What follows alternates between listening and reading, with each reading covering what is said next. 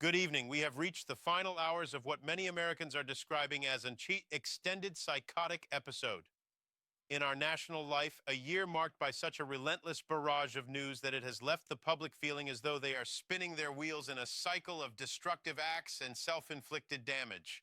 For those who grew up valuing the ideals of truth, justice, and the American way, there is a profound and unsettling sense that those values have drifted into an unrecognizable territory. It is against this backdrop of national exhaustion that we bring you tonight's special report on the shifting pillars of our government, our culture, and our collective sense of reality. The tone for these closing days was set by a rare, high-stakes primetime interruption of the broadcast schedule. Last night, the president took to the airwaves for 18 minutes to deliver an end-of-year message that was as frantic as it was forceful. This address, which actually interrupted the season finale of Survivor, saw a president speaking at a mile a minute, shouting through a script with a delivery so erratic that some observers questioned if they were witnessing a policy speech or a medical emergency in real time. During this short window, the president painted a stark, binary vision of the country, claiming that just 1 year ago, the United States was clinically dead and ready to fail totally, but has now been transformed into the all-hottest country in the world. However, beneath the high-energy rhetoric, fact-checkers have struggled to keep pace with the assertions being made. One of the most striking claims involved the cost of health care, with the president asserting that his administration has lowered drug prices by 600%. This figure has been met with immediate skepticism, as a reduction of that magnitude is a mathematical impossibility.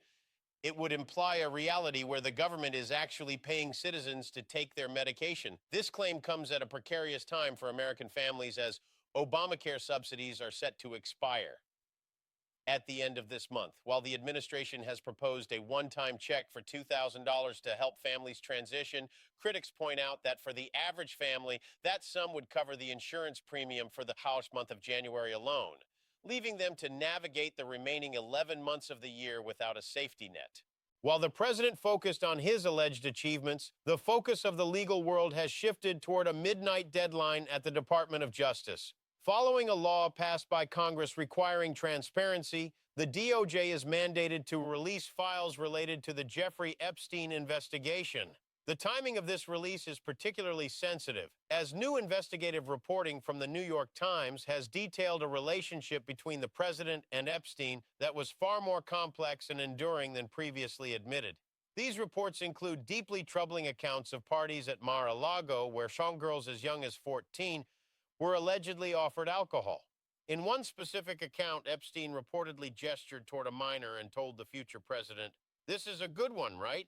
As the deadline approaches, a constitutional question looms. If the Justice Department chooses to withhold or redact these files in violation of the law, who exactly possesses the authority to arrest the authorities? As the legal tension builds, the physical landmarks of our nation's capital are being fundamentally rebranded. In a move that has stunned the arts community, the board of the Kennedy Center, a body where every member was appointed by the president himself, voted unanimously to rename the institution the Trump Kennedy Center. The administration insists this move honors the man they say rescued a failing institution from financial and physical ruin. However, internal data suggests a different reality, showing that ticket sales and subscriptions have actually plummeted during the president's tenure as chairman. Joseph Kennedy III, representing the Kennedy family, has publicly decried the move, noting that the center is a living memorial to a fallen president protected by federal law. He argued that renaming the center is as unthinkable as renaming the Lincoln Memorial, to which the president reportedly responded by suggesting he might squeeze himself in next to the statue of Lincoln, on that hallowed chair. This institutional reshuffling is being mirrored in the halls of the Department of Health and Human Services. Earlier today, a press conference was held by high-profile figures, including Dr. Oz and Robert F. Kennedy Jr., to announce a federal crackdown on gender-related medical procedures. The briefing was marked by a rigid recitation of new federal definitions regarding biology, with officials asserting a mantra that men are men and women are women, a statement some observers described as a somber, almost heartbreaking recitation delivered to a mirror.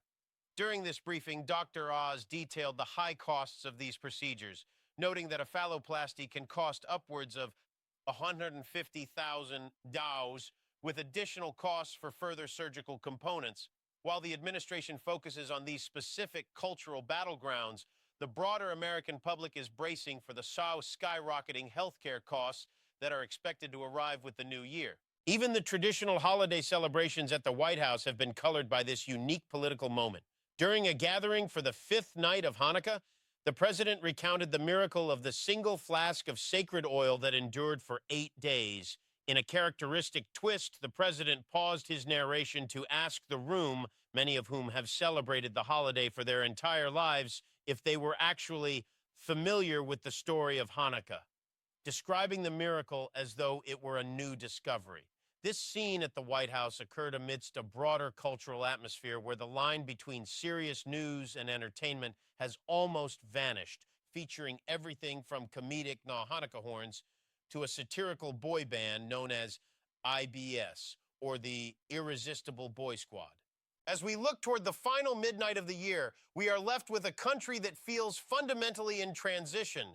We are watching the renaming of our monuments, the rewriting of our medical regulations, and the approaching release of files that could reshape our understanding of those in power. There is a sense of being in the middle of a national episode where the hot truth is often buried under 18 minutes of shouting or hidden behind a legislative deadline. We are a nation looking for a way to feel less crazy in an environment where the American way remains an elusive and shifting target. We close tonight with the realization that the institutions that define our public life are being remade in real time. Whether these changes represent a new direction or a temporary departure from our core values remains a matter of intense debate. As the files are released and the subsidies expire, the underlying questions about our national path remain entirely unresolved. We are, it seems, a people trying to pull ourselves out of a hole, waiting to see if there is still more good in this country than bad, while hoping that this extended period of national confusion will eventually lead us back to a place of clarity. To understand the current state of our national discourse is to watch a marathon runner sprinting in place. The energy is immense, the noise is deafening, but it remains unclear if we are moving forward or simply exhausting ourselves on the same patch of ground.